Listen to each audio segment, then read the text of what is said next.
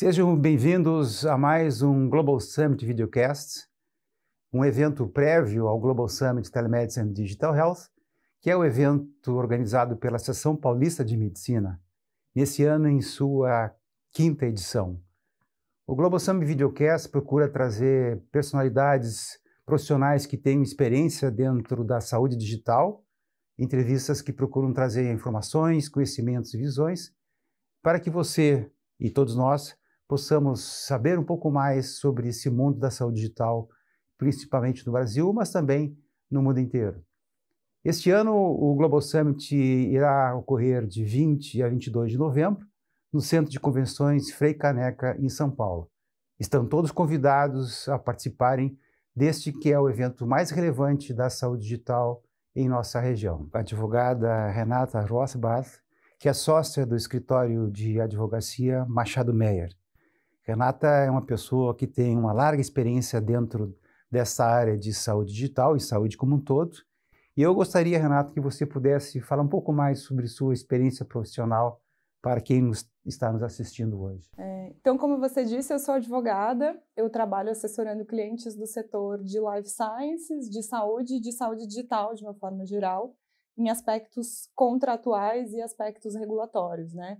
A gente vai falar um pouquinho aqui sobre o que a gente tem visto nesse setor, e a regulação, sem dúvida, é um componente importante.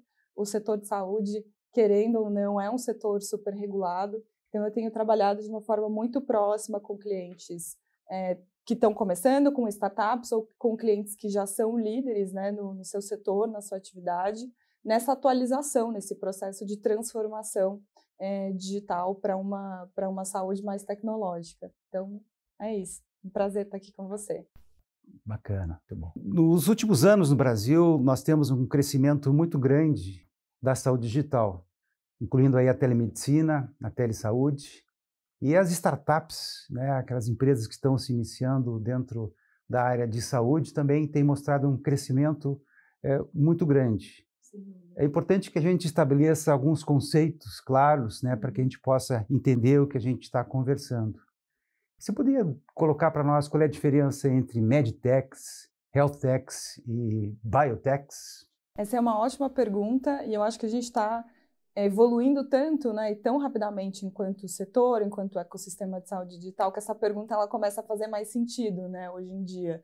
Antigamente a gente falava de health techs de uma forma geral, mas aos poucos a gente foi evoluindo aqui no Brasil e no mundo para esses subtipos, né, de startups que estão interagindo, que estão transformando o setor de saúde. Quando a gente fala de biotech, a gente está falando justamente de biotecnologia, né, do uso de células, de organismos vivos, inclusive de seres humanos, né, de tecidos e de células humanas, para criar novas moléculas que, em última análise, vão ser utilizadas em tratamentos, em questões terapêuticas, né? O cheque inicial desse tipo de startup, ele é um cheque que normalmente é maior, né, porque demanda um investimento, a parte de pré-mercado, né, das biotechs é extremamente relevante, leva um tempo, tem uma complexidade importante, então demanda um investimento inicial maior, demanda um investimento e uma atenção muito forte, né, muito grande em pesquisa clínica para validação dessa solução, mas também tem um potencial muito grande de internacionalização, né? Já as medtechs são basicamente empresas que estão desenvolvendo tecnologias no setor de device, né, de medical device, que podem ser tanto softwares ou mesmo hardwares, né? Então, da mesma forma que trabalham as biotechs, eu acho que o investimento inicial acaba sendo relevante, porque também tem uma etapa prévia, né, pré-mercado, de validação científica, de submissão, de obtenção de aprovações, né, assim como as biotechs, perante as agências reguladoras. Aqui, por exemplo, seria a Anvisa, ou nos Estados Unidos seria o FDA.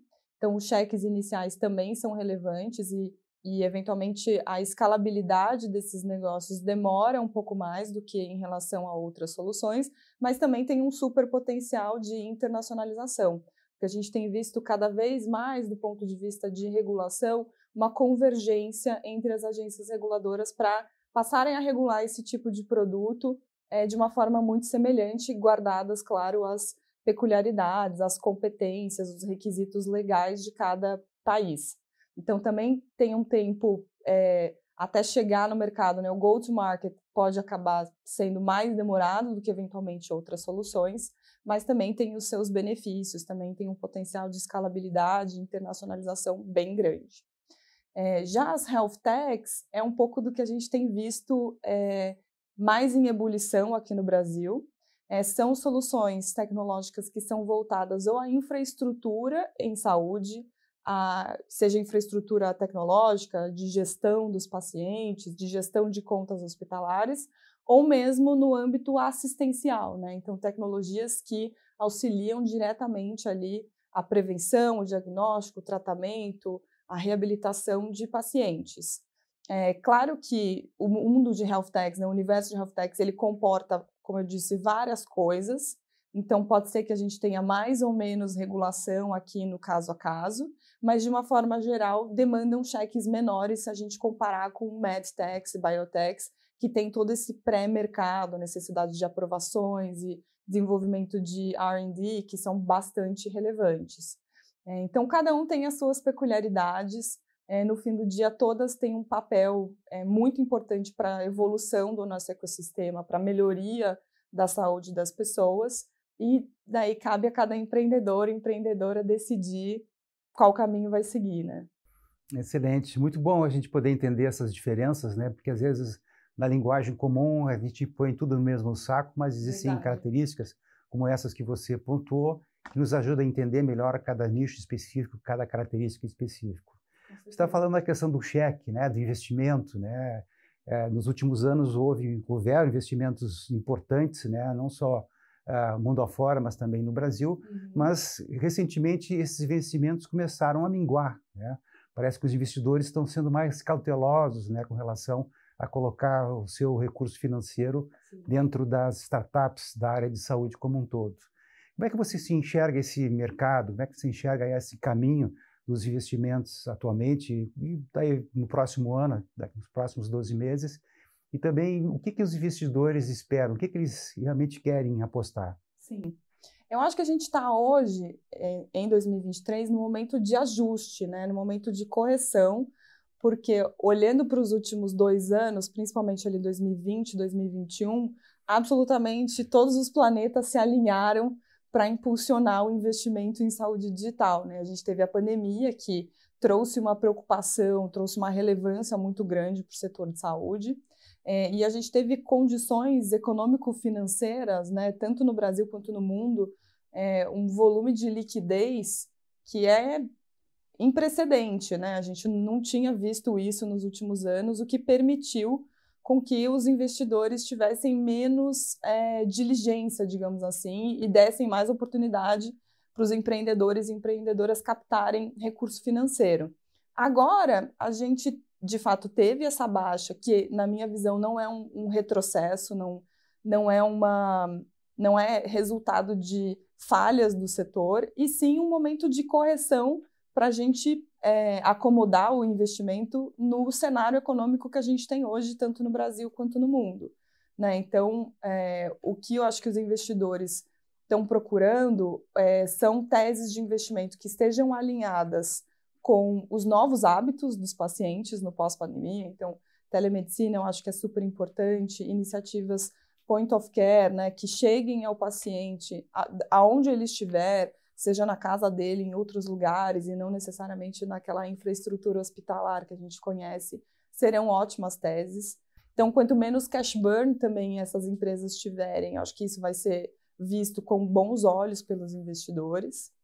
E também, claro, uma avaliação do ponto de vista regulatório, né? Os investidores agora estão tendo mais diligência, estão olhando com mais detalhe. Claro que isso depende muito do momento do investimento. Para as startups que são early stage, o nível de detalhamento é outro, mas quem já está no nível mais avançado claramente vai ter que apresentar um volume de documentos, uma validação do ponto de vista técnico, científico, seja uma avaliação quantitativa ou qualitativa, bem mais robusta do que a gente vinha vendo nos últimos anos. E isso passa por essa viabilidade do ponto de vista regulatório, né? O investidor, hoje em dia, ele vai olhar com mais profundidade, com mais atenção, se aquela tese para de pé no mundo real, ou se eventualmente existem riscos e formas de mitigar esse risco por um determinado período e uma expectativa de que haverá uma mudança, uma atualização na regulação que vá permitir o avanço dessa tese e o crescimento da empresa no curto, no médio ou no longo prazo. Certo, muito bom, muito bom. E a gente focando um pouco mais na telemedicina e telesaúde, né? Com o surgimento da pandemia, se pôde, então, fazer o atendimento pelos médicos, direto ao paciente, pelos profissionais de saúde, né? Algo que não era possível antes da pandemia, o que nos colocava num atraso bastante importante com relação a muitos outros países, né? Que já vinham utilizando a teleconsulta, né, esse atendimento direto ao paciente. E era quase inacreditável você falar isso, né, para outras pessoas, principalmente para clientes estrangeiros. Eu sempre entrava nessa saia justa, assim, eles ficavam, como assim não é permitido, né? Exatamente. Houveram várias discussões, né, vários embates no Congresso Nacional, né, para se produzir uma legislação que pudesse atender essa necessidade, né, já se conhecendo os benefícios que a telesaúde e a telemedicina têm. Algumas das modalidades eram permitidas, como o telediagnóstico, né, o laudo de exames, sim, a teleinterconsultoria, que é médicos ou profissionais de saúde entre si, né? Houve uma primeira lei que foi transitória enquanto a pandemia durou, como o SPIN, como o Estado de Saúde Pública de Interesse Nacional, sim, Emergência de Saúde Pública como Interesse Nacional. E aí, finalmente, também discussões dentro dos conselhos de medicina, dentro do Conselho Federal de Medicina. E aí, em abril do ano passado, então, houve uma resolução, a 2314 do Conselho Federal de Medicina, que passa a permitir a teleconsulta e a prática da telemedicina de uma forma mais desejável, né? Não trazendo restrições que poderiam descaracterizar a utilização desse método de cuidado. E em dezembro do ano passado, então, veio uma nova lei que permitiu, então, que a telemedicina e, mais amplamente, a telesaúde possa ser utilizada. Então, uma vez colocado esse arcabouço legal e regulatório, o crescimento da telemedicina e telesaúde vem acontecendo. Mas nós precisamos evoluir no grau de maturidade. E a pergunta que eu te faço é com relação a essa legislação e regulamentação. Você acha que haveria ainda necessidade de alguns ajustes, de alguns complementos? E se sim, quais seriam as suas sugestões? Acho que, em primeiro lugar, esse legado que a pandemia nos trouxe, né, de regularizar, de regulamentar e acabar com essa discussão dessa interação virtual entre profissionais de saúde e pacientes é extremamente importante. A gente, de fato, precisou passar por essa pandemia, precisou passar por uma situação absolutamente atípica e triste, né, que as pessoas não conseguiam sair de casa para ter o seu atendimento, por mais corriqueiro que fosse.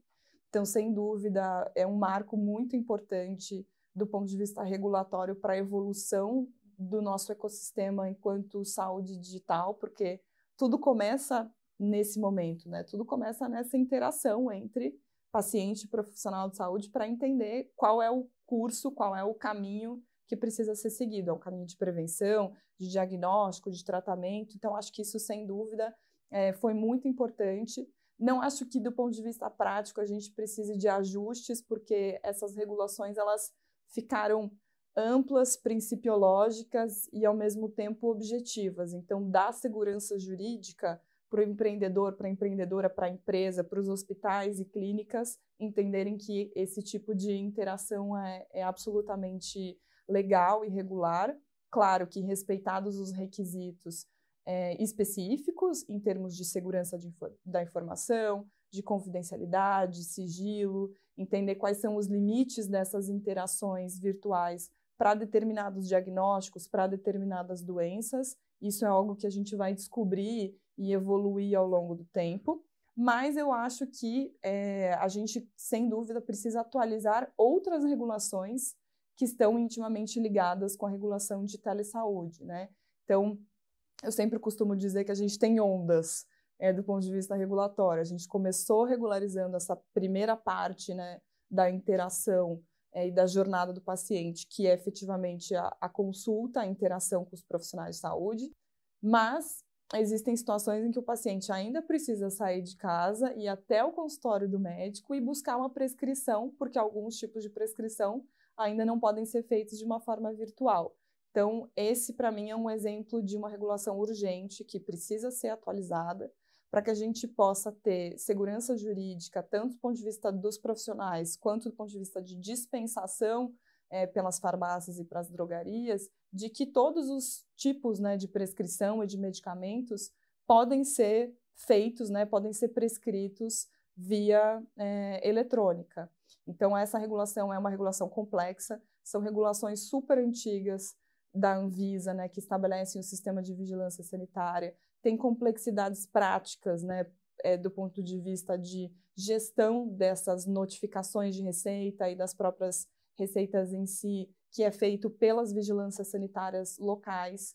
Então, há uma expectativa de que a Anvisa regularize e atualize isso no curto prazo.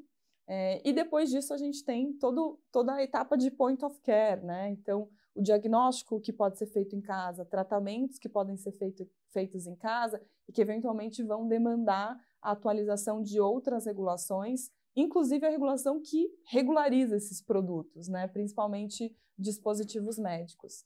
Então, é um caminho que é um caminho longo que a gente ainda precisa perseguir, faz parte do jogo. Outros países também estão nesse momento, mas o importante é a gente ter consciência de que essa transformação digital, ela é um caminho sem volta. A gente não pode deixar ninguém para trás, né? Tem que ser um caminho que continue buscando a equidade no acesso ao tratamento, continue buscando qualidade no cuidado das pessoas e do paciente no final do dia, mas sem dúvida, para onde a gente está indo e, eventualmente, a gente vai se deparar com a necessidade de regular outros temas, como, por exemplo, a própria inteligência artificial em saúde, né, que a gente já vê acontecendo na prática, a gente já vê soluções, mas também agora a gente está nesse momento de entender os riscos e benefícios e como mitigar isso para dar segurança tanto para os profissionais, para os usuários e para os pacientes. Certo. E dentro desse comentário que você fez, Renata, na questões de medicamento e farmácia, existem temas ainda que precisam ser bastante discutidos pelas entidades, pelas organizações e até pela sociedade, que é o caso do envolvimento das farmácias, né, com suas capilaridades na questão de atendimento a pacientes, teleconsultas e etc. Né? Eu acho que são coisas que precisam ser discutidas porque existem vantagens, existem desvantagens e, na verdade, organizar essas vantagens e desvantagens através de um processo legislativo, regulatório, também são importantes.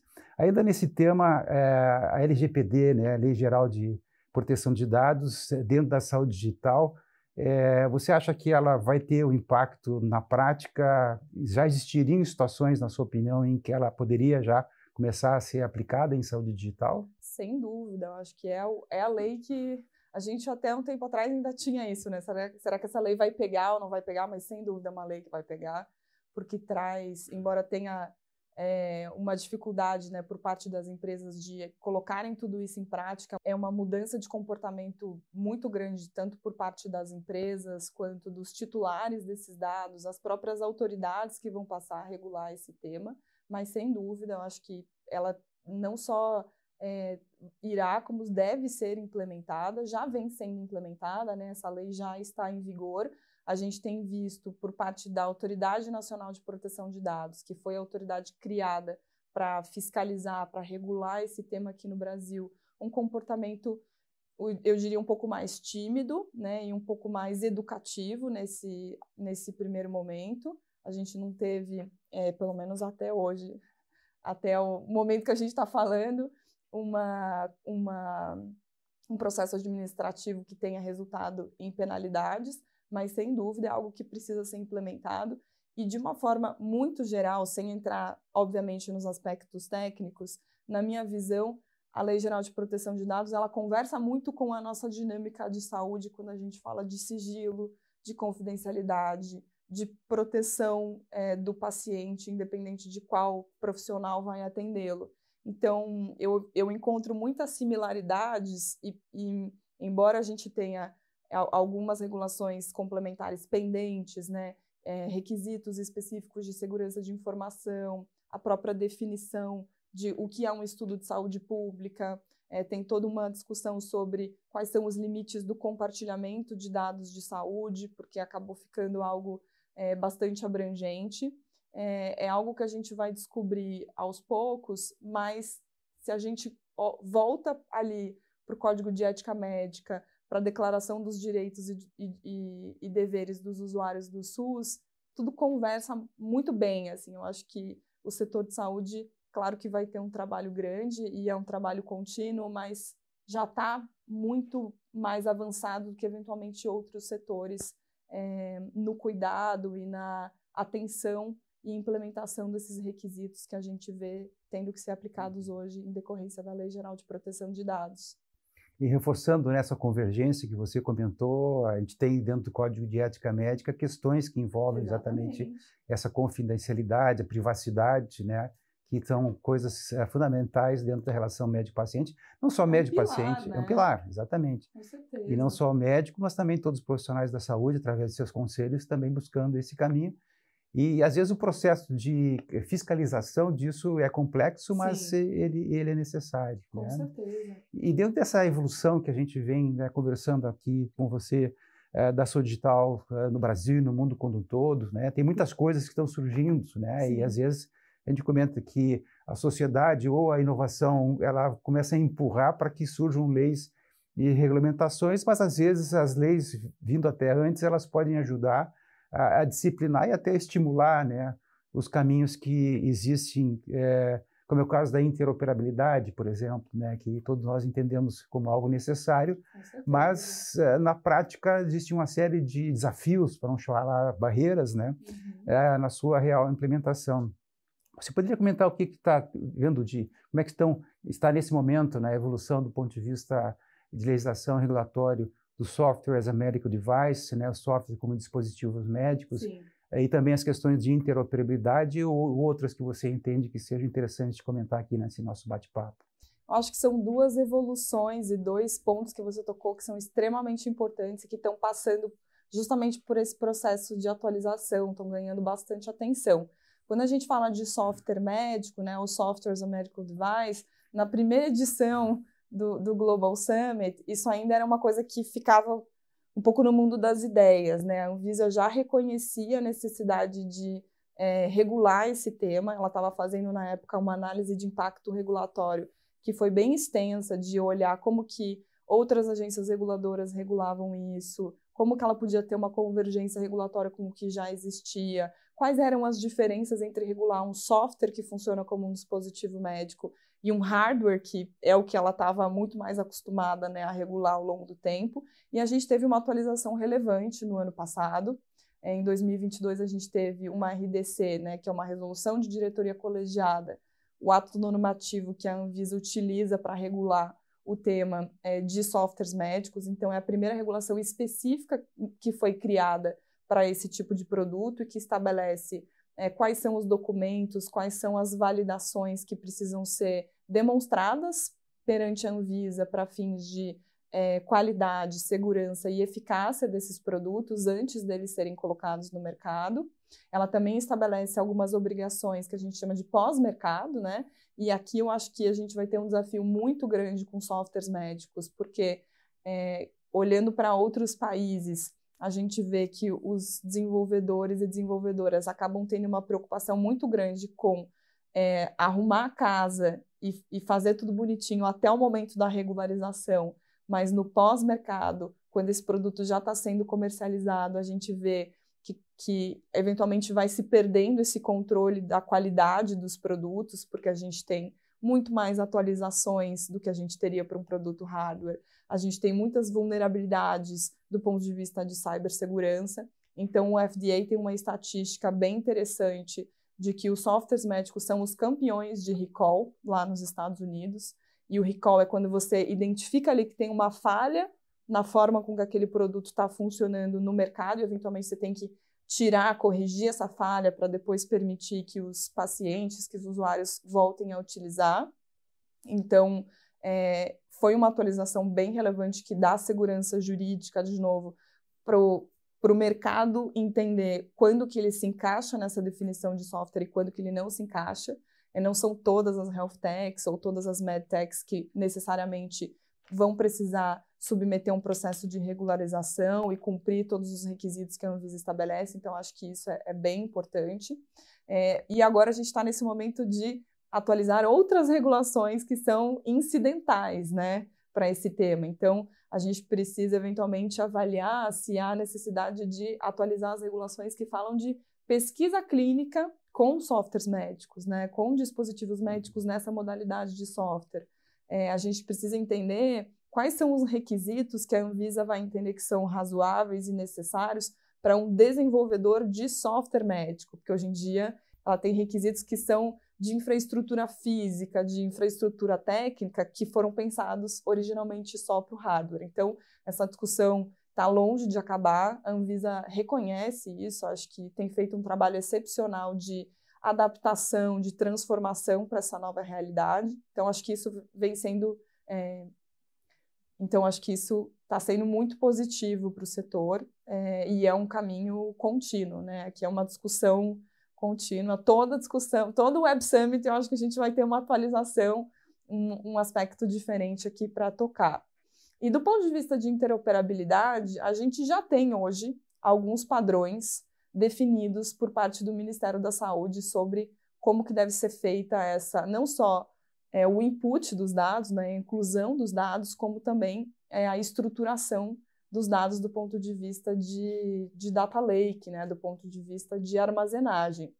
Mas o fato é que, e daí é o que é uma opinião pessoal minha, eu acho que o que a gente mais precisa refletir para impulsionar essa dinâmica de interoperabilidade é, primeiro, entender se existem padrões específicos de segurança de informação, de cibersegurança, que precisam ser atendidos. Isso é algo que a LGPD não trouxe, ela trouxe a possibilidade de ter regulações complementares que estabeleçam padrões de acordo com o que é praticado em cada setor.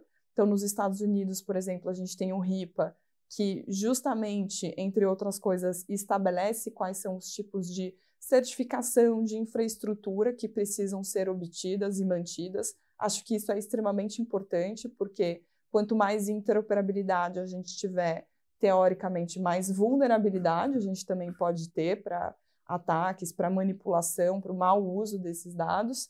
Mas o principal, para mim, é um ponto que você tocou, que é o do estímulo, né? E daí aqui eu acho que é uma tarefa para o Ministério da Saúde, em conjunto sempre com outras agências reguladoras, com outras autoridades, mas essencialmente do Ministério da Saúde, que inclusive está criando, né, uma rede nacional de dados de saúde, que tem projetos e expectativas muito grandes para o uso, né, de dados de uma forma geral, né, de criar os incentivos corretos para que as pessoas passem a se adaptar a esses padrões, né? A gente tem no mercado algumas discussões se o padrão utilizado hoje em dia é o mais adequado ou não, mas a hora que a gente tem...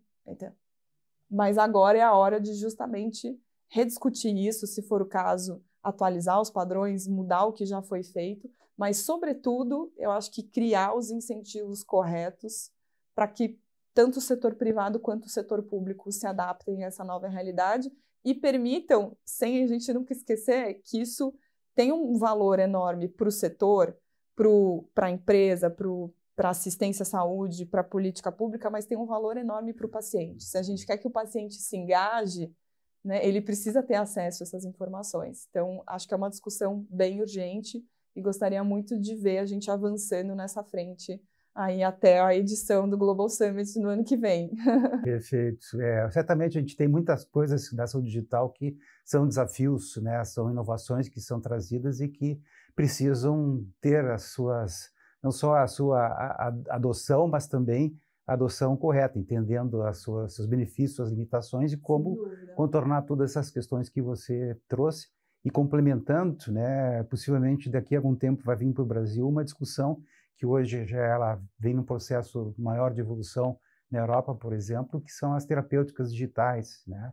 E que softwares são utilizados como se fossem medicamentos, né?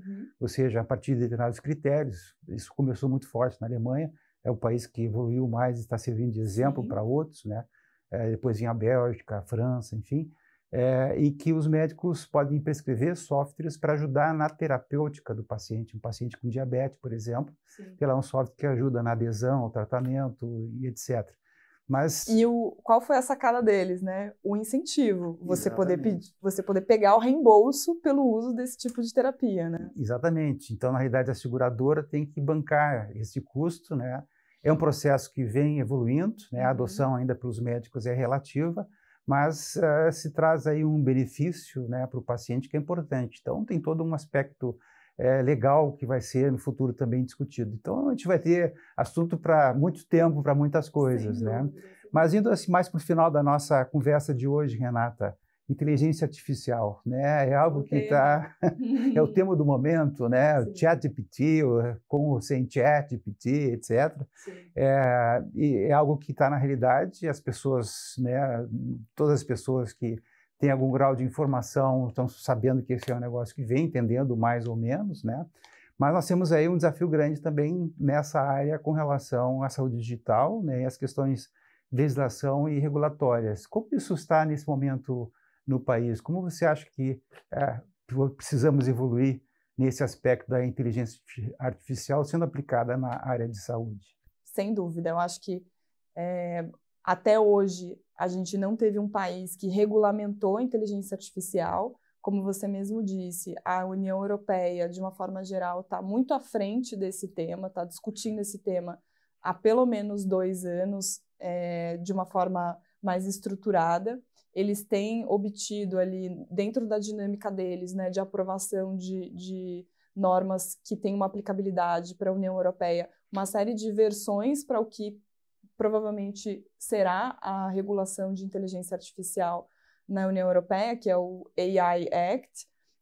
Essa discussão deve ser finalizada até o final do ano, início do ano que vem. Então, até o início do ano que vem, eles devem ter, de fato, uma regulamentação que vai estabelecer princípios, requisitos, classificação de risco para o uso de inteligência artificial, inclusive em saúde, mas a expectativa é de que ela entre em vigor só em 2026, que é um período aqui de vacância importante, que eles também adotaram na época da Lei Geral de Proteção de Dados e que, de alguma forma, faz sentido, porque provavelmente vai demandar uma adaptação relevante do setor.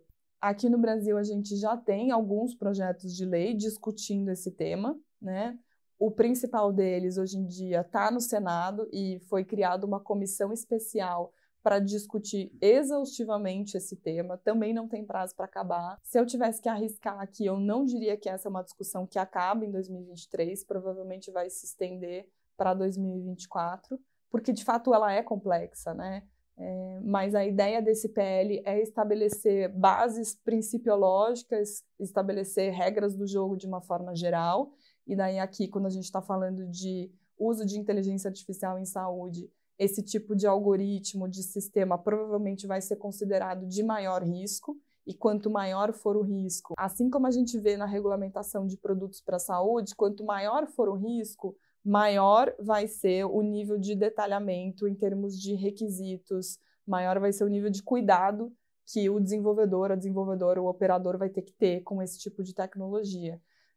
E eu realmente acho que o setor de saúde pode ensinar muito o setor de inteligência artificial nesse sentido, porque a regulamentação de produtos para a saúde ela é justamente nessa linha, né, de classificação de risco. Para os produtos que têm um risco menor, para a saúde pública, para a saúde individual, para o usuário, há necessidade de uma regularização, há requisitos ali mínimos, mas à medida que esse risco vai aumentando, a exposição a esse risco vai aumentando, um produto, por exemplo, considerado de classe 4, tem um volume de documentos muito maior, um detalhamento e uma profundidade em termos de validação, de cuidado com os riscos e benefícios, que é muito maior do que, por exemplo, um produto de classe 1.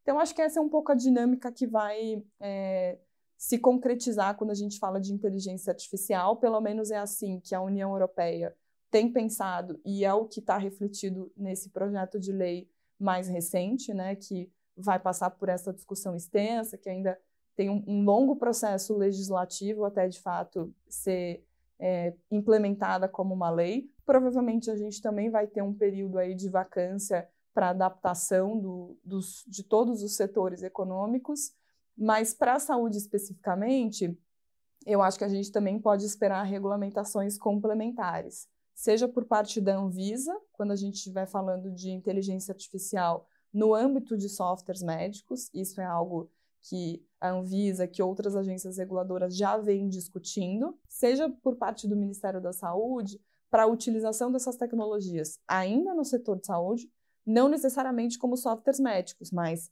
para fazer a gestão de fila de pacientes, para fazer gestão administrativa, gestão orçamentária. Então, muito provavelmente, eu acho que a gente também pode esperar uma regulamentação complementar com aspectos que vão precisar ser considerados tanto no setor público quanto no setor privado para o uso desse tipo de tecnologia, seja na gestão, na assistência, guardadas as peculiaridades aí de cada produto, de cada funcionalidade que for desenvolvida.